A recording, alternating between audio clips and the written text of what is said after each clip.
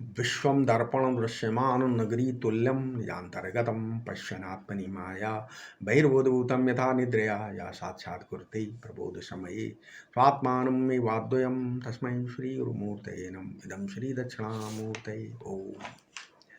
इस वीडियो में अब कारिका शुरू होती है ना, मंडूकोपनिषद के मंत्र में बता दिया था। पहली कारिका है क्या है? पहली कारिका है पहली कारिका क्या है? हाँ।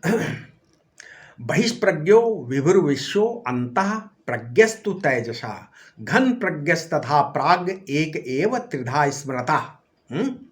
ये व्यापक विश्व बहिष्प्रज्ञ है, तेजस अंतः प्रज्ञ है तथा प्रज्ञात्मा प्रज्ञान घन है। इस प्रकार एक ही आत्मा का तीन प्रकार से वर्णन है। ठीक है, प्रथम पाद क्या है? विश्व है, वो बहिष्प्रज्ञ है तथा साथ में ये भी है, कह दिया कि विभू है। नहीं, ये तो विभू शब्द इस कारिका में कहां से आ गया? अधिदेव, अध्यात्म और अधिभूत 19 मुख अध्यात्म है, 7 अंग अधिदेव हैं और बहिष्प्रज्ञ कहने से संपूर्ण अधिभूत तो आ ही गया। तो इन तीनों को एक करके जो मैंपन का अभिमान है उसी का नाम विश्व है। ये जीवत्व अभिमान के कारण है, वैसे तो शुद्ध चैतन्य में जीवत्व नहीं है।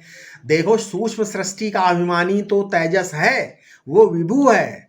घन प्रज्ञस तथा प्राज्ञ, जहां प्रज्ञा घनीभूत होती है वो भी विभू है। यहाँ सुसुप्ति में प्रज्ञा का घनीभाव होने के कारण प्राज्ञ है। तो विभू पद विश्व, तेजस और प्राज्ञ तीनों के लिए है। समझ में आ गया?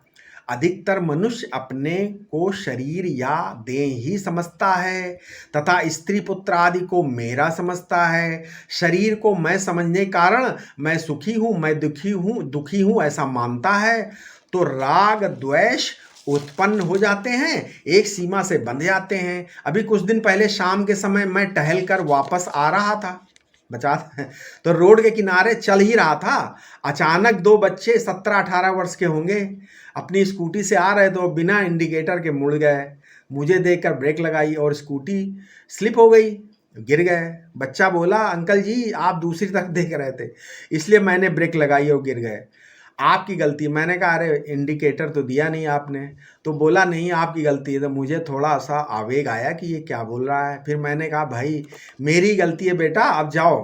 तो मैंने सोचा ये शरीर को देखकर कह रहा है, शरीर का अपमान मेरा अपमान थोड़ी ही है। गलती ना होने पर भी मान ली, देह बनकर मत बैठो, इस देह से ऊपर उठो। इस देह को मैं मान लेना ही इस जीवन की सबसे बड़ी भूल है। सारा दुख मैं और मेरा मानने के कारण हो रहा है। दुख आत्मा में नहीं होता है। इस संपूर्ण सृष्टि में जो कुछ भी है और हो रहा है वो सब मेरे मन के संकल्प हैं। किसी का विरोध करने की जरूरत नहीं है। एकदम शांति है, विश्राम है, ठीक है, सुसुप्ति है, यही प्राज्ञ है, ये मेरा ही स्वरूप है।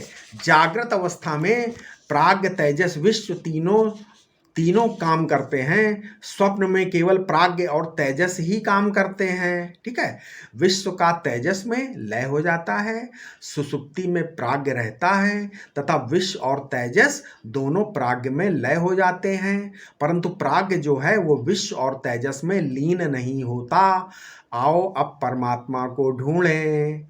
देखो, जैसे स्वप्न में जो कुछ भी दिखाई पड़ता है वो तो अपना आपा ही है, वैसे ही जागृत में जो भी अन्न दिखाई पड़ रहा है वो अन्न नहीं, अपना आपा ही है। लेकिन एक चीज़ ऐसी है जो जागृत स्वप्न सुषुप्ति तीनों में रहती है।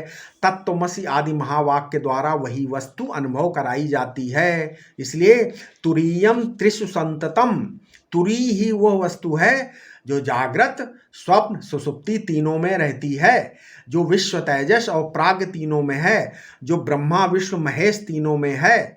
ध्याता ध्यान धे, ज्ञाता ज्ञान गे, प्रमाता प्रमाण प्रमेय है। इन सभी त्रिपुटियों में जो एक वस्तु हमेशा रहती है वही परमात्मा है, वही ब्रह्म है।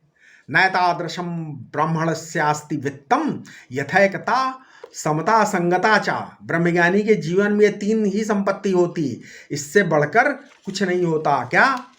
यथैकता, समता, संगता चा, एकता पहली, माने आत्मा की एकता तत्व दृष्टि से तो सब एक हैं। दूसरा समता, चित्त की भूमि में समता, ये चित्त व्यवहार में समता विषमता बरतता हुआ भी वास्तव में उसमें समता बनी रहनी चाहिए। तीसरा है असंगता, तो एकता समता असंगता, असंगता में व्यवहार हमेशा असंगता, व्यवहार में असंगता रखनी चाहिए कि कहीं पर भी फंसो मत, कहीं उलझो मत, असंग रहो। आप अगर विचार करो तो मालूम होगा कि आपकी हमारी वास्तव में कहीं भी आसक्ति नहीं है। देखो कभी राग वाली वृत्ति आती है, कभी द्वेष वाली वृत्ति आती है, चली गई, नहीं आई चली गई। कभी राग आया गया, द्वेष आया गया। ये वृत्ति स्थिर नहीं होती, आती जाती रहती है ना। इसलिए कभी किसी लड़ाई हो गई तो फिर उससे बहुत दोस्ती भी हो जाती है। इसी को स्वयं प्रकाश, इसी को स्वयं प्रकाश अपनी की दृष्टि से विचार करें, अपनी की दृष्टि से स्वयं प्रकाश को। तो कहाँ बंधन है, कहाँ संसार में आ सकती, ये सोचो, कहाँ राग है, कहाँ द्वेष है? किसी मृत्यु पर हम कुछ दिन ही शोक मनाते हैं, फिर भूल जाते हैं कि नहीं कोई मृत्यु हुई किसी की, अब थोड़े दिन शोक हुआ फिर भूल गए, क्योंकि सुख का खजाना तो हमारे अंदर आत्मा के रूप में है। ये दुख हमारा मुकाबला नहीं कर सकता है। देखो तत्व दृष्टि से एकता हो गई, चित्त भूमि में समता हो गई, और व्यवहार में क्या हो गया, असंगता हो गई। बस जो आ रहा आने दो, जो जा रहा जाने दो। देखो श्री गंगा जी में फूल बहता जा रहा है, बहुत सुंदर, और मुर्दा भी बहता जा रहा है, बोले बहुत बढ़िया। कोई भी भाव कर्म अवस्था धर्म नाम रूप ऐसा नहीं है जो हमारी आत्मा के साथ स्थिरता से जुड़ा रहे हमेशा, नहीं। ये सब के सब भाव क्षणिक होते हैं, और अपनी आत्मा क्या है, एक रस है। स्वयं प्रकाश दृष्टा जो ये आत्मा है, ये सबसे अलग भी है और सब में एक है। ये जो तीन अवस्थाओं का विवेक करके आत्मा त्वरीय है, चतुर्थ है, ऐसा कहा गया, लेकिन वास्तव में ये कोई चौथी तुरीय अवस्था नहीं है। वेदांत में भिन्नता शब्द का प्रयोग तत्वता भिन्नता के अर्थ में होता है।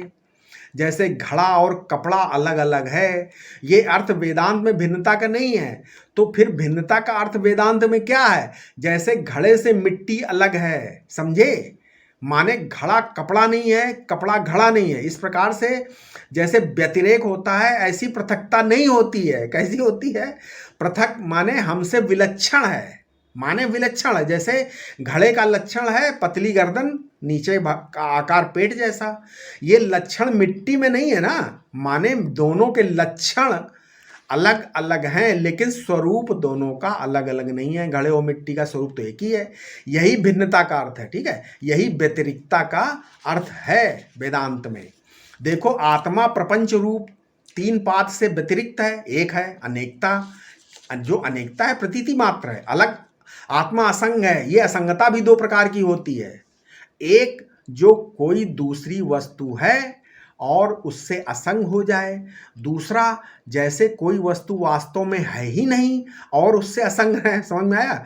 तो जैसे जल में कमल, तो वहाँ जल भी है और कमल भी है, लेकिन कमल जल से असंग रहता है। लेकिन दूसरी असंगता क्या है? दूसरी जगह स्वप्न में दृश्य तो बिल्कुल मिथ्या होते हैं, उस मिथ्या दृश्य का जो अधिष्ठान है, स्वप्न दृष्टा जो स्वप्न का प्रकाशक है, वो स्वप्न के पदार्थ से असंग है। उसी प्रकार सांप से रस्सी असंग है। इसी प्रकार ये आत्मा जो कि अद्वितीय होने के कारण, द्वैत न होने के कारण असंग है। देखा जाए तो ये सुसुप्ति भी अनुभव सिद्ध नहीं है, ये सुसुप्ति भी अज्ञान ही है। जैसे मैं सुख से सोया, मुझे कुछ पता नहीं चला, ये स्मृति बुद्धि को हो रही है। अच्छा बुद्धि तो सो गई थी, उसकी स्मृति कहाँ से होगी? अच्छा अनुभव को स्मृति हो रही है, तो वो तो सोया ही नहीं था, तो स्मृति कहाँ से होगी? यानी सुसुप्ति स्मृति रूपा नहीं है।